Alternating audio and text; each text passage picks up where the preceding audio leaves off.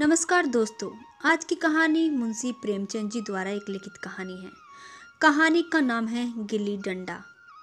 आओ सुनते हैं कहानी गिल्ली डंडा। हमारे अंग्रेजी दोस्त माने या ना माने, मैं तो यही कहूँगा कि गिल्ली डंडा सब खेलों का राजा है।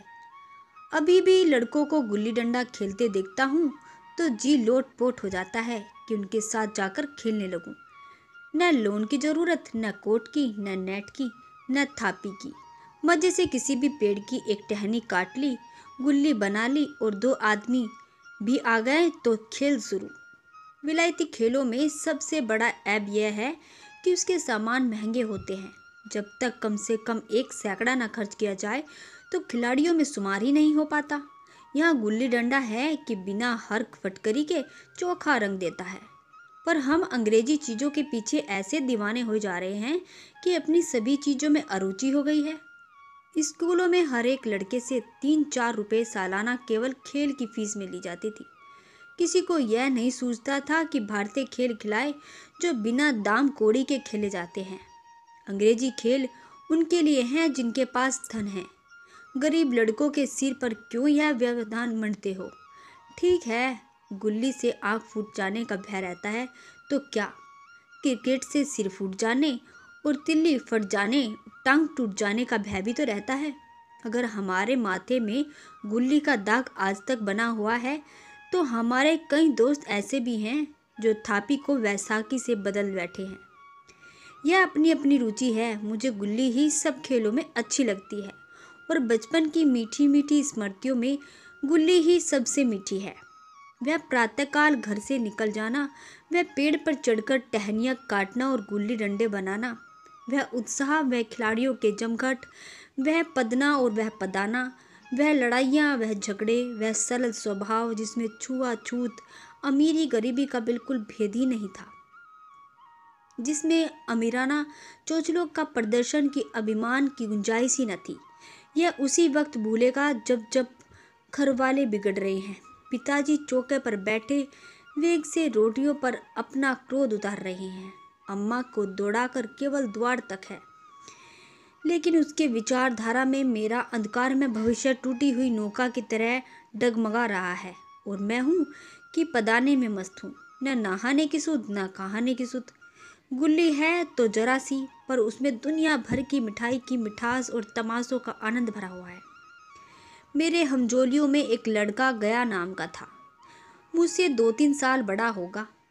दुबला, बंदरों की सी लंबी लंबी पतली पतली उंगलियां, बंदरों की सी ही चपलता, वही झल्लाहट। गुल्ली कैसे ही हो, कैसी भी बनी हो, उसे इस तरह लपकता जैसे छिपकली कीड़ों पर लिपटती। मालूम नहीं था उसके माँ बाप थे या नहीं, कहाँ रहता था और क्या खाता था, पर था हमारे गुल्ली क्लब का चैंपियन। जिसकी तरफ वह आ जाए उसकी जीत निश्चित। हम सब उसे दूर से देखकर उसको दौड़कर स्वागत करते और अपना गोया बना लेते। एक दिन मैं और गया 2 ही खेल रहे थे। वह पदा रहा था, मैं पद रहा था। मगर कुछ विचित्र बात है कि पदाने में हम दिन भर मस्त रह सकते हैं और पदना 1 मिनट का भी अखरता है। मैंने गला छुड़ाने के लिए सब छाले चली, जो ऐसा अवसर पर शास्त्र विदित न होने पर भी शाम्य है। लेकिन गया अपना दाव लिए बगैर मेरा पिंडी नहीं छोड़ता था। मेरे घर की ओर भागा, अनुयायी विनय का कोई असर न हुआ। गया ने मुझे दौड़ दौड़ कर पकड़ लिया और डंडा तान कर बोला, मेरा दांव देकर जाओ। पदाया तो बड़े बहादुर बन गए। पदने के बैर क्यों भागे जाते हो?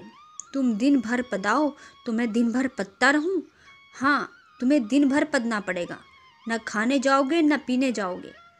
हाँ, मेरा दांव दिए बिना कहीं नहीं जाओगे। मैं तुम्हारा गुलाम हूँ। हाँ, मेरा गुलाम हो। मैं घर जाता हूँ, देखूँ मेरा कौन रोकता है। घर कैसे जाओगे? कोई दिल लगी है? दांव दिया है तो दांव लेंगे। अच्छा, कल मैंने अमरूद खिलाया था, वह लौटा दो। वह तो पेट में चला गया। निकाल लो पेट से। तुमने क्यों खाया मेरा अमरूद? अमरूद तुमने दिया तब मैंने खाया।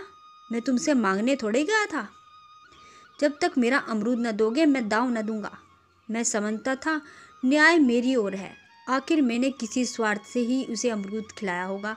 कौन निस्वार्थ किसी के साथ सलूक करता है?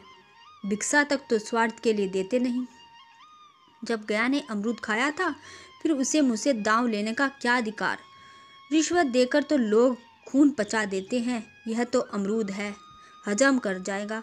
अमरूद पैसे के 5 वाले थे, जो गया के बाग कभी नसीब ना होंगे। यह सरासर अन्याय था। गया ने मुझे अपनी ओर खींचते हुए कहा, मेरा दांव देकर जाओ, अमरूद समरूद मैं नहीं जानता। मुझे न्याय का बल था, वह अन्याय पर डटा हुआ था। मैं हाथ छुड़ाकर भागना चाहता था, वह मुझे जाने न देता था। मैंने उसे गाली दी, उसने उसे कड़ी गाली दी, और गाली ही नहीं, एक चांटा जमा दिया। मैंने उसे दांत काट लिया, उसने मेरी पीठ पर डंडा जमा दिया। मैं रोने लगा। गया मेरे इस अस्त्र का मुकाबला न कर सका। मैंने तुरंत आंसू पोंछ डाले और डंडे को चोट भूल कर गया और हंसता हुआ घर की ओर चल पहुंच गया। मैं थानेदार का लड़का एक नीच जात के लोंडे के हाथों पिट गया, यह मुझे उस समय भी अपमानजनक महसूस हुआ, लेकिन घर में किसी से शिकायत न की। उन्हीं दिनों पिताजी का वहां से तबादला हो गया। नई दुनिया देखने की खुशी में ऐसा फूला कि अपने हमजोलियों से बिछुड़ने का बिल्कुल दुख न हुआ। पिताजी दुखी थे, वह बड़ी आमदनी की जगह थी।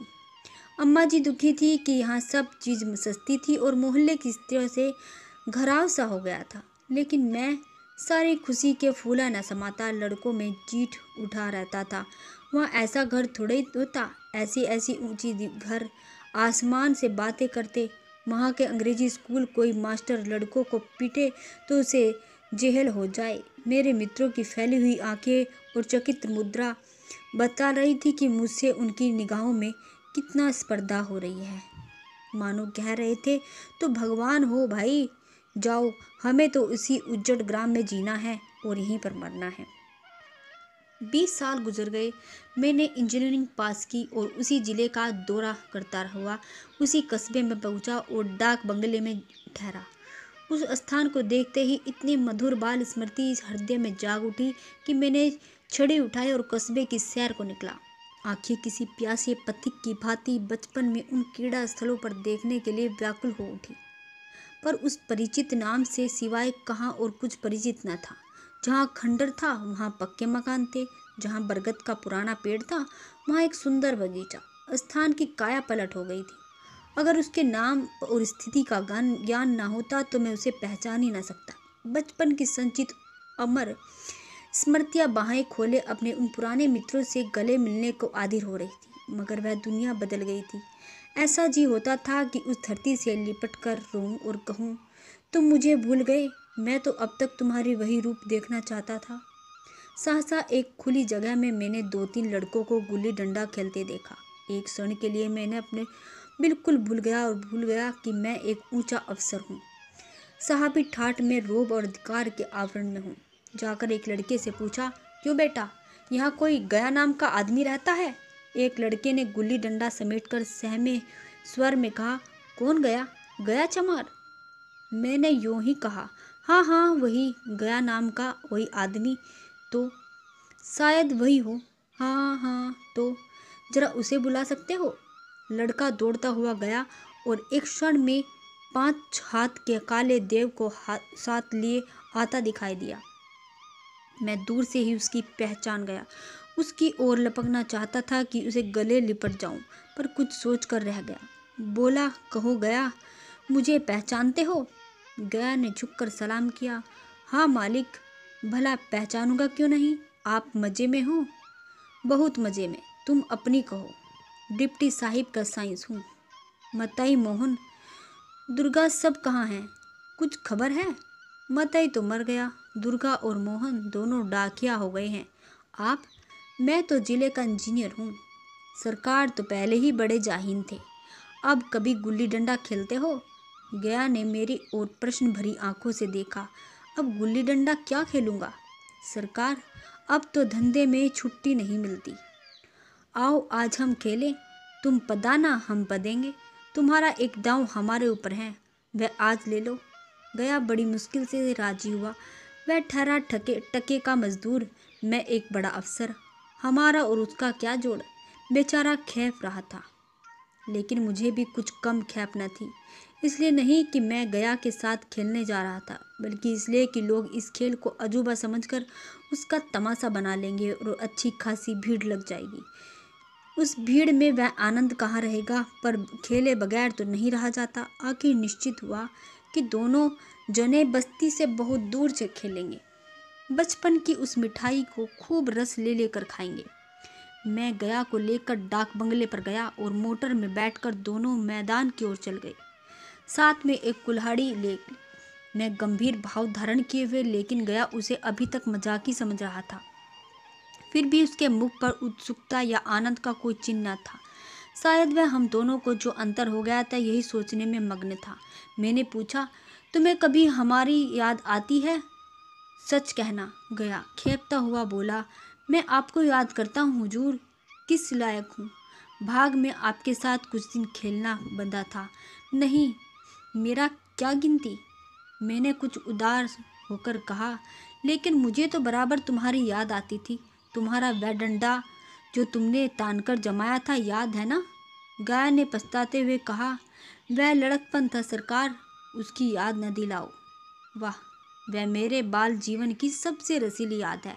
तुम्हारे उस डंडे में जो रस था वह तो अब तक आदर सम्मान से पाता हूँ, न धन में। इतनी देर में हम बस्ती से कोई 3 मील दूर चले गए। चारों तरफ सन्नाटा, पश्चिमी और कोसों तक भीमताल फैला हुआ था। जहाँ आकर हम किसी समय कमल पुष्प तोड़कर ले जाते थे, उसके झुमक बनाकर कानों में डाल लेते थे। जेठ की संध्या को केसर में डूबी हुई चली जा रही थी। मैंने लपककर एक पेड़ पर चढ़ गया और एक टहनी काट लाया। चटपट गुल्ली डंडा खेल शुरू हो गया। मैंने गुच्ची में गुल्ली रखकर उछाली। गुल्ली गया के सामने से निकल गई। उसने हाथ लपकाया जैसे मछली पकड़ रहा हो। गुल्ली उसके पीछे जाकर गिरी। यह वही गया है जिसके हाथों में गुल्ली जैसे ही आप ही आकर बैठ जाती है। वह दाहिने बाहिने कहीं हो, गुल्ली उसकी हथेली में ही पहुंचती थी, जैसे गुल्ली पर वशीकरण डाल देता हो। नई गुल्ली, पुरानी गुल्ली, छोटी गुल्ली, बड़ी गुल्ली, नोकदार गुल्ली, सपाट गुल्ली, सभी उससे मिल जाती थी, जैसे उसके हाथ में कोई चुंबक हो, गुल्लियों को खींच लेता हो। लेकिन आज गुल्ली को उससे वह प्रेम नहीं था। फिर तो मैंने पदाना शुरू किया। मैं तरह तरह की धांधलियाँ कर रहा था, अभ्यास की कसर बेईमानी से पूरी कर रहा था। हुच जाने पर भी डंडा खेले जाता था। हालांकि शास्त्र के अनुसार गया की बारी आनी चाहिए थी। गुल्ली पर ओछी चोट पड़ती थी और वह जरा दूर पर गिर पड़ती थी तो मैं झटपट उसे खुद उठा लेता और दोबारा टांग लगाता गया। यह सारी बेकायदगिरी देख रहा था, पर कुछ न बोल रहा था, जैसे उसे वह सब कुछ कायदे कानून भूल गया। उसका निशाना इतना अचूक था, गुल्ली उसके हाथ से निकलकर टन से डंडे में आकर लगती थी। उसके हाथ से छूकर उसका काम था डंडे से टकरा जाना, लेकिन आज वह गुल्ली डंडे से लगती ही नहीं। कभी दाहिने जाती, कभी बाएं, कभी आगे, कभी पीछे। आधा घंटे पदाने के बाद एक गुल्ली डंडे में आ लगी। मैंने धांधली की, गुल्ली डंडे में नहीं लगी। बिल्कुल पास से गई, लेकिन लगी नहीं। गया ने किसी प्रकार का असंतोष प्रकट नहीं किया। न लगी होगी। डंडे में लगती तो क्या मैं बेईमानी करता? नहीं भैया, तुम भला बेईमान करोगे? बचपन में मजाल था कि मैं ऐसा घपला कर जीत बचता। यही गया गर्दन पर चढ़कर बैठता, लेकिन आज मैं उसे कितनी आसानी से धोखे दिए चला जा रहा हूँ। गधा है, सारी बातें भूल गया।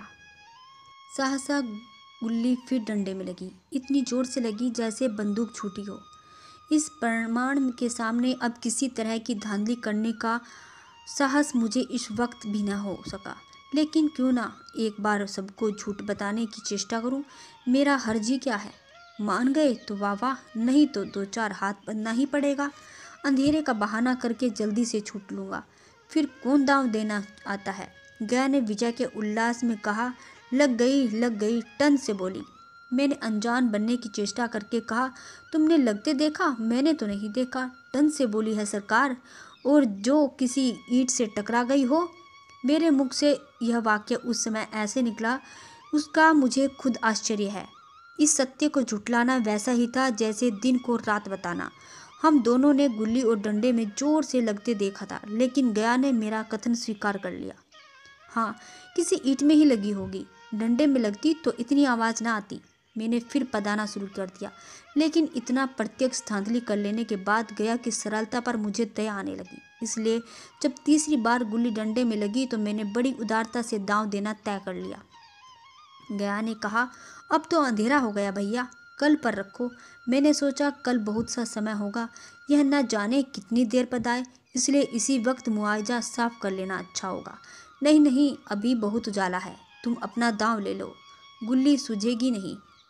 कुछ परवाह नहीं। गया ने पदाना शुरू कर दिया। उस पर अब बिल्कुल अभ्यास न था। उसने 2 बार टांग लगाने का इरादा किया, पर दोनों ही बार हुज गया। 1 मिनट से कम वह दांव खो बैठा। मैंने अपनी हृदय की विशालता परिचय दिया। एक दांव और खेल लो, तुम तो पहले ही हाथ में हुज गए हो। नहीं भैया, अब अंधेरा हो गया, तुम्हारा अभ्यास छूट गया। कभी खेलते नहीं? खेलने का समय कहाँ मिलता है भैया। हम दोनों मोटर पर जा बैठे और चिराग जलते जलते पड़ाव पर पहुंच गया। गया चलते चलते बोला, कल कहाँ गुल्ली डंडा होगा, सभी पुराने खिलाड़ी खेलेंगे, तुम भी आओ, तब तुम्हारी फुर्सत हो तभी खिलाड़ियों को बुलाओ। मैंने शाम का समय दिया और दूसरे दिन मैंने मैच देखने गया। कोई 10-10 आदमियों की मंडली थी। कई मेरे लड़कपन के साथी निकले। अधिकांश युवक थे जिन्होंने मैं पहचान न सका। खेल शुरू हुआ और मैं मोटर पर बैठकर तमाशा देखता रहा। आज गया का खेल, उसका निपुण्य देखकर मैं चकित हो गया। टांग लगाता तो गुल्ली को आसमान से बातें कराता। कल की सी वह झिझक, वह हिचकिचाहट, वह बेदिली न थी। लड़कपन में जो बात थी आज उसने प्रौढ़ता प्राप्त कर ली। कहीं कल उसने मुझ पर इस तरह पदाया होता तो मैं जरूर रोने लगता। उसके डंडे की चोट खाकर गुल्ली 200 गज की खबर लाती थी। पदने वालों में एक युवक ने कुछ धांधली की। उसने अपने विचार से गुल्ली लपक ली। गया का कहना था गुल्ली जमीन से लगकर उछली थी। इस पर दोनों ने ताल ठोकने की नौबत आई। युवक दब गया। गया का तमचाया हुआ चेहरा देखकर डर गया। अगर वह दब न जाता तो जरूर मारपीट हो जाती। मैं खेल में न था, पर दूसरे के इस खेल में मुझे वह लड़कपन का आनंद आ रहा था जब हम सब कुछ भूल कर खेल में मस्त हो जाते हैं। अब मुझे मालूम हुआ कि कल गया ने मेरे साथ खेला ही नहीं, केवल खेलने का बहाना किया। उसने मुझे दया का पात्र समझा। मैंने धांधली की, बेईमानी की, पर उसे जरा भी क्रोध न आया, इसलिए कि वह खेल ना रहा था, मुझे खिला रहा था। मेरा मन रख रहा था। वह मुझे पदाकर मेरा कंजूमर नहीं निकालना चाहता था। मैं अब अफसर हूँ। यह अफसरी मेरे और मेरे बीच में, उसके और मेरे बीच में दीवार बन गई। मैं अब उसका लिहाज पा सकता हूँ, अदब पा सकता हूँ, सहचर्य नहीं पा सकता। लड़कपन नहीं था तब मैं उसका समकक्ष था। यह पद पाकर अब मैं केवल उसकी दया योग्य हूँ। वह मुझे अपना जोड़ नहीं समझता। वह बड़ा हो गया है और मैं छोटा हो गया हूँ। आज की कहानी आपको कैसी लगी? ऐसी ही अनेकों कहानियाँ सुनने के लिए हमारे चैनल पीसफुल कहानियों को लाइक करें, सब्सक्राइब करें और शेयर करें। धन्यवाद।